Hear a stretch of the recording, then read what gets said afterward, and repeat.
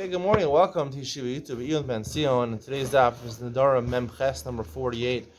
The Gemara distinguishes the halacha. Apparently we hold like Rav Nachman. It's a machlokas and Mem Chet and Beis whether Kani al Manas Lahaknos works. The case in the Gemara is where a father forbade his son from getting enough from him because he was stealing from his father. But he was told by his advisors, what about if you have a grandson from this son who is a Talmid Chacham, a Tzurma Rabbanan, a rabbinical student? He graduates from REITs. He graduates from Landers, the Smicha program. What do you want him to have benefit from your property? So he says, you know what?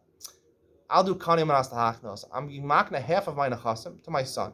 Not that my son should be able to use it, but that if my grandson becomes a Tzurma Rabbanan, then it should go from the hands of my son to the hands of my grandson. Okay. The question is, does it work or not? We pass like Rav Nachman when it works. So the Gemara has many questions. And among the questions, a lot of the questions are coming from the Mishnah and Chaim and Aleph, where the Gemara is a case of a wedding feast. Again, here it was not, it's a little different. Here the son asked the father to get on, but he wanted his father to come to his grandson's wedding. So he was providing, the son was paying for all the delicious food and for the banquet hall. He had a big house. He was using part of his yard, his front yard or his backyard for the wedding, but the father wouldn't be able to come. The grandfather wouldn't be able to come. He couldn't benefit from his son. So he said to his neighbor, I'm giving you ownership over my yard and delicious food.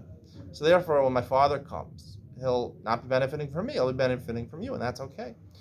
So, an interesting twist. The neighbors obviously didn't get along. So, the Mishnah says that the incident which happened, the person tried to makdash it, l'shem shamayim makdash it. When you're making something hekdesh, you want to donate to the Beis Hamikdash, you have to own shalo and brashus, like the Gemara says in Bava Metzia. You have to own both the physical object and the rights to use it. So he tried to do it, and he said, "No way, you can't. I never gave it to you with the intention that it should be totally yours."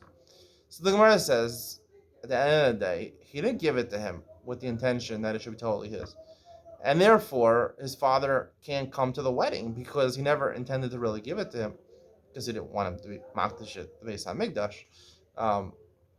So the Gemara asks at the end of Mem Charam Beis, why is that also not Kani Manas Lahaknos? If you hold Rav Nachman, Kani Manas Lahaknos works. So here also, I was makne my chatzer and my food to my neighbor to have him. I don't want him to use it, but I wanted him to give it to my father, which would be okay. So why doesn't that work over this? The Gemara has two answers. The Gemara says, one answer is Sudasa Mochachas, meaning the fact that I gave him a wedding feast and my neighbor is not marrying off his daughter, so probably I gave it as a trick, right? So the Gemara is saying, I didn't intend to give it to him at all, not shalo and not pursuit to my neighbor. And I was just trying to circumvent the laws. I didn't know the halachas, but really I wasn't giving it to him at all. And really, the neder is still in place because the father can't come to the grandson's wedding. The second answer the Gemara says is Misnasis and Rebbe. It's Rebbe Lezer that says Vitor Asr B'Mudar Hayna.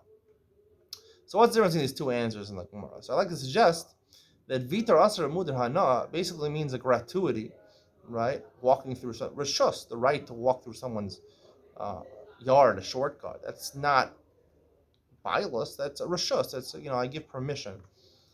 So what the Gemara is saying over here is that really in the case of Matan Space Choron with the wedding, he gave his neighbor Rishus, permission. He wanted him permission to use his yard and to use his food, and he wanted him to include his father. And the chiddush of the Gemara is that even though by a mudar hana, because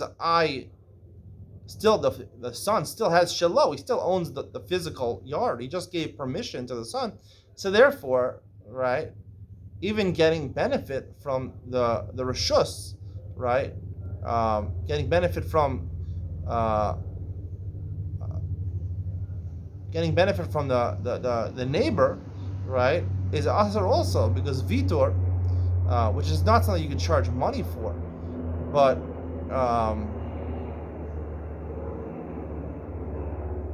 I'm sorry, let me take that back for a second. He gave him not bershus. He didn't give him the right to use it. He doesn't want his neighbor to take his yard or to use his yard to bring other guests in.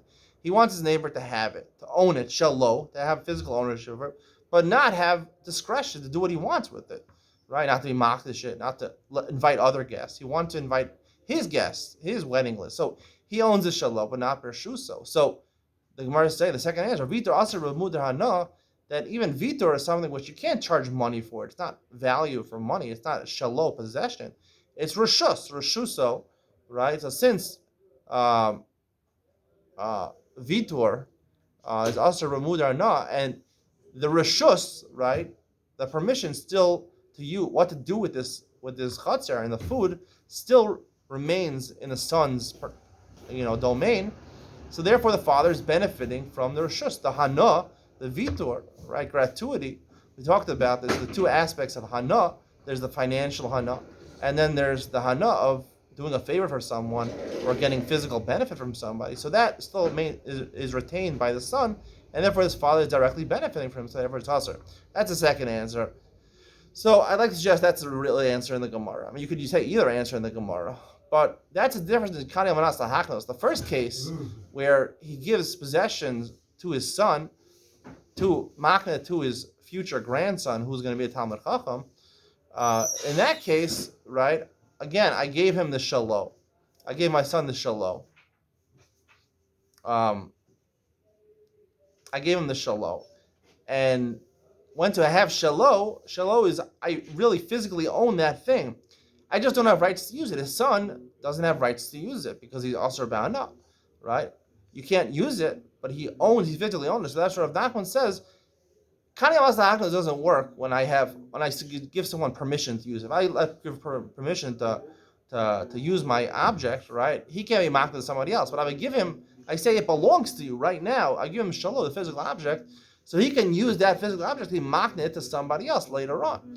And as long as the original donor said, I want the third party, the grandson, to be not only have the shalom, but also the reshuso, so he can maintain the reshus by itself. When his grandson becomes a Talmud Chacham, he relinquishes the reshuso in addition to the shalom that his son gave to his son, which is his grandson, and they join together, and it's full ownership by the grandson if he becomes Talmud Chacham. So therefore, Kani Amas Lahaknos, there's no problem. It works. The only problem is over here when it comes to Vitor Aser Mudar Hana, because again, Kani Amas Lahaknos, he gave it to the neighbor that should be shalom. However, he retained Bershuso, and Reshuso, as opposed to, even though it's not Dine Mominus over here, there's no finance there. The shalom, the shalom, owning the physical object is owning the physical value of the object. The Reshuso is just the permission to use it. But Vitor Aser Mudar Hana, doing favors for other people, having permission to use something for somebody else, which is a gratuity, which if I let someone use my thing, so that he owes me something, so it's worth something. It's just a physical type of a gratuity, so therefore it's also a mudar no. That's why by Nedarim it's more machmir than simply by regular dine mominus. Hope you enjoyed today's share. See you on the next one.